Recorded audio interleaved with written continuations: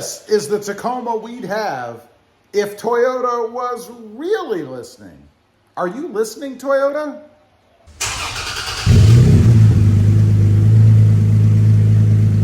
Well, good afternoon, everybody, and welcome back to RobMotive.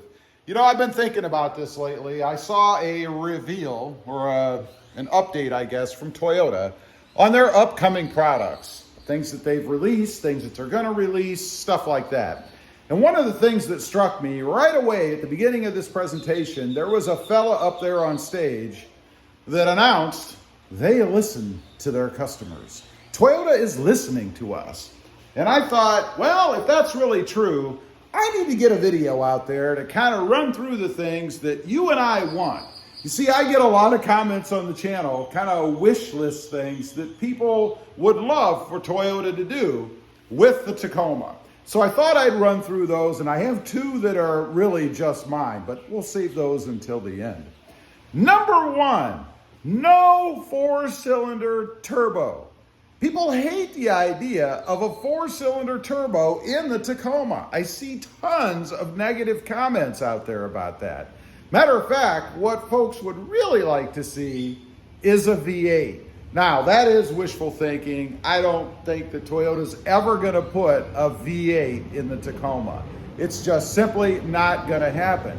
But there has been some good comments out there about the possibility of a twin-turbo V6. Now, I think that would be awesome. Could you imagine a twin-turbo V6 in the Toyota Tacoma? That thing would be awesome. Do I think that's going to happen? Yeah, probably not, but we can dream. Number two, get rid of the throttle lag. No throttle lag. Why do we need throttle lag built into the Toyota Tacoma? Why do we have to buy a device such as the Sprint Booster, which I have, and it gets rid of it? But why should we have to spend extra money to put something into the Toyota Tacoma to get rid of throttle lag? It needs to be removed. It's just absurd. Number three, and I hear this one, and I've been hearing this one ever since I became aware of Tacomas, I think, and that is rear disc brakes. For some reason, and frankly, for me, this one doesn't matter. But there are a lot of folks out there that want rear disc brakes in the Tacoma. I hear about it all the time. It's been mentioned enough that one of the higher ups at Toyota even talked about it in an update about the Tacoma about a year and a half ago. Didn't seem like they were willing to do anything with the rear brakes. Seems like staying with drums is what they're gonna do, and obviously what they have done. We don't know what's gonna happen with the redesign. Will it have rear disc brakes? Is Toyota listening? We shall see. I'm kind of thinking they will, because it's been a pretty strong outcry from all of the Tacoma faithful out there about changing those rear brakes to disc. We'll see. Is Toyota listening? I don't know. Number four, a locker. People want a locker. You know, I have a locker in the Gladiator. There's a locker in a lot of vehicles out there. They want a locker. Again, this is something for me I don't personally care about, but I understand for the off-roaders and maybe people in horribly inclement weather that get a lot of snow and ice and that kind of stuff. Maybe it would be good to have a locker. I don't know. I'd prefer to have just regular four-wheel drive if I lived in those areas. But it's something else that people have been talking about a lot. Will they do it? There's a possibility that they will. I mean, they're going to have to change the transmission on the redesign anyway. So why not go ahead and include a locker for those that want it? Could even be as an option, maybe a different trim level or a higher trim level. Number five, the retractable rear window. This would be an awesome addition to the Toyota Tacoma. You know, we have it in the Tundra, and it's a great feature to have. I don't know why it matters so much. It's just cool to know that it's there, and it's awesome to be able to put it down, open the sunroof, roll the windows down. I think it kind of gives you that almost convertible feel. You know, with that big sunroof open up above you and all the wind and stuff blowing around. Plus, it's nice to be able to access the bed. If you're hauling anything back there, anything long, maybe you need to extend forward. Let's be honest, I've seen people do it. You can stick it through the rear window and give yourself a little bit more storage room, you know, for those extra 2x4s or something. Maybe that's the big reason. I don't know. Just knowing that it's there. It's a pretty cool feature to have. Will they do it? I'd be shocked if they did. I can't imagine they'll put a fully retractable window in the Tacoma, but they certainly could. They know how to do it. They do it in the Tundra. Number 6, and this might be a little personal for me, hood struts. The Toyota Tacoma hood weighs a ton. Why do we still have the old rod? You know, that stupid rod that you got to put up there and fish around and screw with? I can't stand that thing. They need to get rid of it.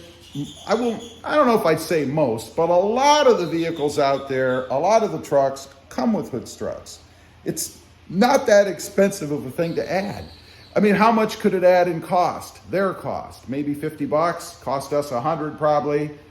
I'd pay it. I think it's a nice feature to have. It makes opening the hood a lot easier. Plus it gets that rod out of the way. If you ever do anything under the hood, it always seems like that rod, no matter where it is always right in your way. You always have to go around it, slam into it. I've done it before. I've got the wounds on my head to prove it. I don't know why I always do that, but my head always seems to take the brunt of everything. I think they need to get rid of the old rod, put in some hood struts. Maybe they could even put just a single in. They're out there. Design it so it can be done. Give us what we want. Now, the next two, they are mine. These are personal little items that I'd like to have. I know there's others that agree, so I thought I would include them. Number 7, a stock 3-inch level lift. I would like to be able to get, and I mean go to the lot and get it. I don't mean buy the truck and then have to screw around having Toyota, because you can do this, send it off and have it done somewhere else. I want to be able to go to the lot and see one sitting there, if we ever have trucks back on the lot again, but be able to see one sitting there, pick it out and buy it. I don't want to have to screw with it after the fact. And I don't want to pay a fortune for it. I realize there's going to be more cost. It doesn't have to be the $8,000 or whatever it is that I've seen some dealerships charge for it. It's just absurd. These are the ones that you go to the dealership and they've got a couple of trucks in there that they have customized or modified. They're always lifted. They have giant tires on them. They look awesome, but not $12,000 awesome. By the way, on those trucks, you need to be aware of something, because I've been hearing a lot of complaints lately. People that have bought trucks from some of the dealerships that go ahead and customize them themselves, and that is rub. Make sure that if you're looking at dropping that kind of dough on one of those trucks, that it doesn't rub in the front, because that's going to drive you insane. You're going to spend all this money. You're going to get that truck home. You're going to go for a cruise somewhere, probably to the McDonald's, take that turn, and you don't want that. They should never sell a truck that has a rub, particularly on something that they have set up themselves and charged you that kind of money for.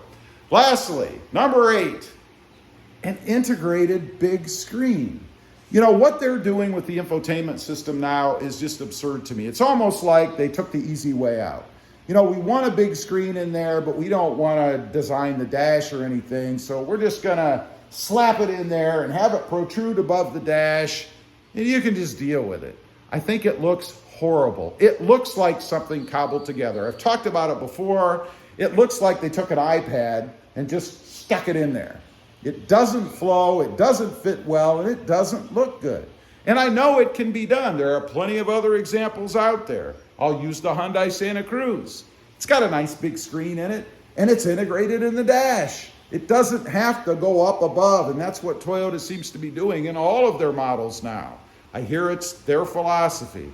It's crazy. It needs to be integrated. Again, that's a little pet peeve thing of mine that I think Toyota needs to change.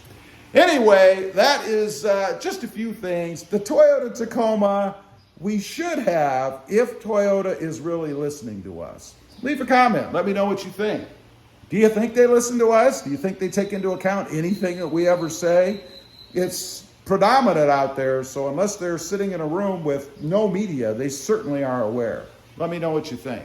Also, real quick, I do have 2 additional channels.